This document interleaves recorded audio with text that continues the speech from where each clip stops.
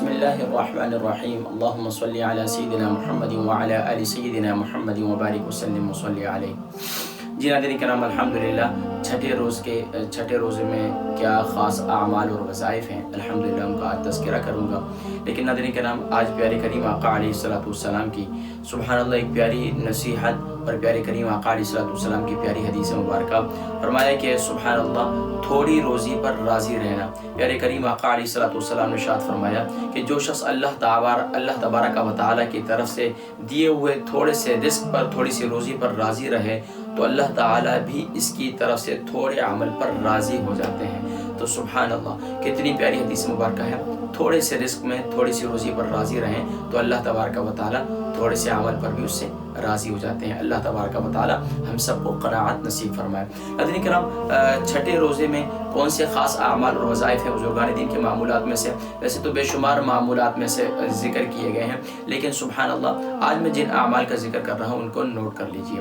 ناظرین کرام، پہلا عمل یہ ہے کہ بعد نماز فجر اول آخر درود شریف کے ساتھ ناظرین کرام سورہ آل عمران کی آیت نمبر 66 ہے، آیت نمبر 66، اور یہ ہے بسم اللہ الرحمن الرحیم قل اللہم مالک الملک تؤتی الملک من تشاء وتنزع الملک ممن تشاء وتذل من تشاء وتعز من تشاء وتذل من تشاء بیدک الخیر انک علی کل شیء قدیر۔ تو اول آخر درود شریف کے ساتھ اس آیہ مبارکہ کو آپ نے جو ہے 21 بار پڑھنا ہے۔ 21 بار آپ نے اول آخر درود شریف کے ساتھ اس عمل کو کرنا ہے اور اللہ کی بارگاہ میں دعا کرنی ہے، تو انشاءاللہ اللہ کریم عزت والی زندگی نصیب فرمائیں گے اور سبحان اللہ عزت والی روزی نصیب فرمائیں گے، ذلت و رسوائی سے اللہ کریم ہم سب کو محفوظ فرمائیں گے۔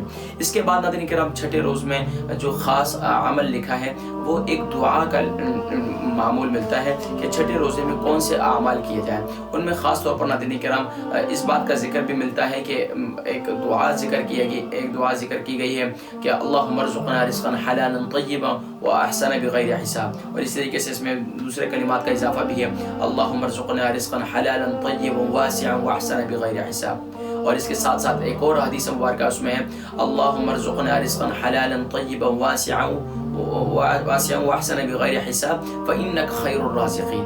تو یہ تینوں میں سے جو بھی آپ پڑھنا چاہیں یہ پڑھ لیں، 11 بار اس دعا کو آپ نے پڑھنا ہے۔ تو اس کو دوبارہ دیکھیں گے تو انشاءاللہ یہ دعا بہت سے لوگوں کو ظاہری بات ہے مشکل ہوگا یاد کرنا، لیکن اس کو اگر معمول میں لائیں گے تو بہت آسان ہو جائے گی۔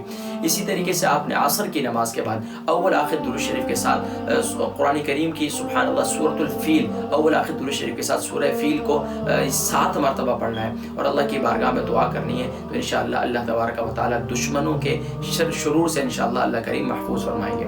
مغرب کی نماز کے بعد اللہ تبارک و تعالیٰ کہ سبحان اللہ تبارک و تعالیٰ کے کلام میں سے سبحان اللہ سورۃ اللہب جو ہے وہ آپ نے 3 مرتبہ پڑھنی ہے۔ 3 مرتبہ پڑھنے کے بعد بزرگان دین کی معمولات میں سے آتا ہے کہ سورۃ اللہب پڑھنے کے بعد زمین میں اپنے 10 انگلی کو اس طریقے سے ماریں اور تصور کریں کہ اللہ تبارک و تعالیٰ آپ کے دشمنوں کو زیر کر دیں، تو انشاءاللہ اللہ کریم آپ کے دشمنوں کے شر سے آپ کو محفوظ فرمائیں گے۔ اور اس کے ساتھ ساتھ آپ نے عشاء کی نماز کے بعد آپ نے یہ عمل کرنا ہے اللہم انا نجعلک فی نحورہم ونعوذ بک من شرورہم، اللہم انا نجعلک فی نحورہم ونعوذ بک من شرورہم۔ اول آخر درود شریف کے ساتھ 3 مرتبہ یہ عمل کریں گے، 3 مرتبہ یہ دعا پڑھیں گے، تو انشاءاللہ اللہ تبارک و تعالیٰ تمام شرور سے آپ کی اور تمام دشمنوں کے شر سے محفوظ فرمائیں گے۔ چھٹے روز کا یہ خاص عمل تھا۔ تو ناظرین کرام انشاءاللہ 7ویں روزے میں کون سے خاص اعمال اور وظائف پڑھے جائیں انشاءاللہ اس کا ذکر اگلی نشست میں کروں گا۔ اپنی دعاؤں میں یاد رکھیے گا اور کوشش کریں کہ جہاں تک میں اپنے فریضے کو ادا کر رہا ہوں میں آپ تک اپنی بات کو پہنچا رہا ہوں اور عام بزرگان دین کے معمولات میں سے نکال کر آپ تک پہنچاتا ہوں، تو اب آپ کا کام ہے کہ دوسروں تک پہنچانا، یہ آپ کی ذمہ داری ہے۔ اللہ تبارک و تعالی ہم سب کو اعمال صالحہ سے جڑنے کی توفیق نصیب فرمائے اور رمضان المبارک میں خوب زیادہ نیک اعمال کرنے کی توفیق نصیب فرمائے۔ اپنی دعاؤں میں یاد رکھیے گا۔ السلام علیکم ورحمۃ اللہ وبرکاتہ۔